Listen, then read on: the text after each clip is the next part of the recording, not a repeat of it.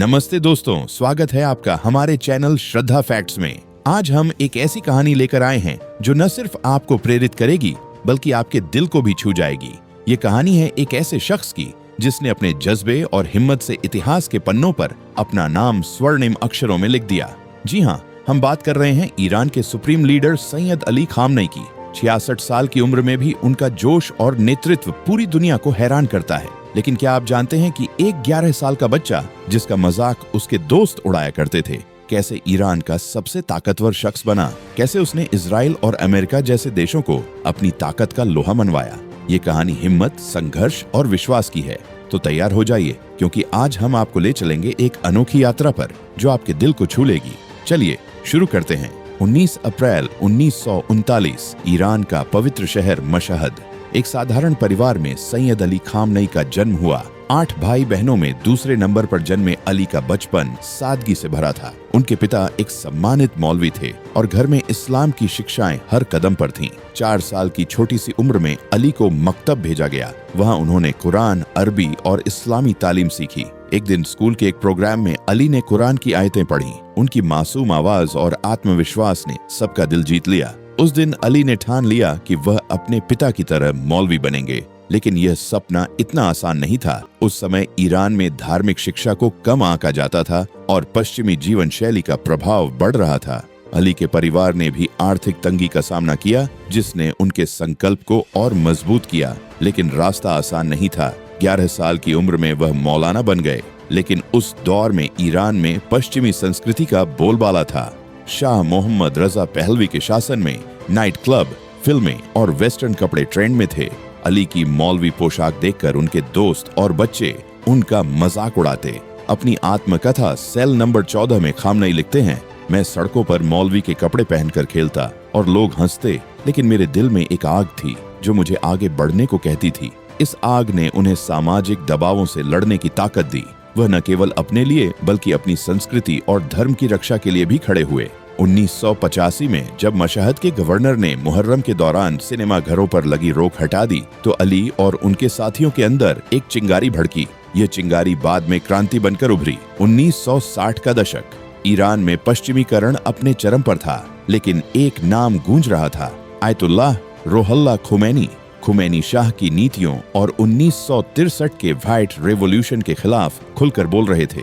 White revolution का मकसद था ईरान को पश्चिमी देशों की तरह आधुनिक बनाना, लेकिन खुमैनी इसे इस्लाम और ईरानी संस्कृति पर हमला मानते थे। उनकी वकालत थी विलायत ए फकीह की, यानी इस्लामी धर्म गुरुओं का शासन। युवा अली खामनेई खुमैनी के विचारों से गहरे प्रभावित हुए। उनके दिल में देश और धर्म के लिए कुछ बड़ा करने की चाहत जागी। उन्होंने खुमैनी के संदेशों को मशहद और अन्य शहरों में फैलाना शुरू किया। उनके भाषण इतने प्रभावशाली थे कि लोग उन्हें सुनने के लिए उमड़ पड़ते। लेकिन ये जोश शाह के लिए खतरा बन गया। 1962 से 63 में खामनेई को गिरफ्तार कर लिया गया।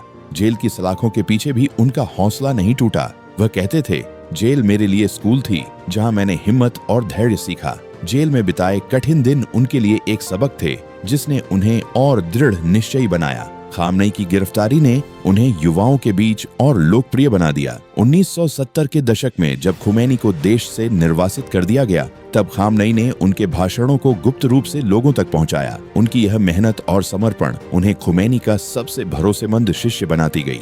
यह वह दौर था जब खामनेई ने न सिर्फ धर्म बल्कि राजनीति में भी अपनी पकड़ मजबूत की। उन्होंने गुप्त बैठकों का आयोजन किया जहां क्रांति की रणनीति बनाई जाती थी। उनकी बुद्धिमत्ता और साहस ने उन्हें क्रांतिकारियों का प्रिय नेता बना दिया। 1979 का साल। ईरान में एक तूफान आया, इस्लामी क्रांति। शाह की सत्ता पलट गई और खुमैनी पेरिस से लौटे। इस क्रांति में खामनेई का योगदान अहम था। उन्होंने न सिर्फ खामनेई थीनी के विचारों को फैलाया, बल्कि लोगों को एकजुट करने में भी बड़ी भूमिका निभाई। क्रांति के बाद खुमैनी ने नई इस्लामी सरकार बनाई और अपने करीबी लोगों को अहम जिम्मेदारियां सौंपी। हसन रूहानी, जो बाद में ईरान के राष्ट्रपति बने, खामनेई को यह जिम्मेदारी मिली थी और उन्होंने Islamic revolutionary guard corps (IRGC) की नींव रखी। IRGC कोई साधारण सेना नहीं थी।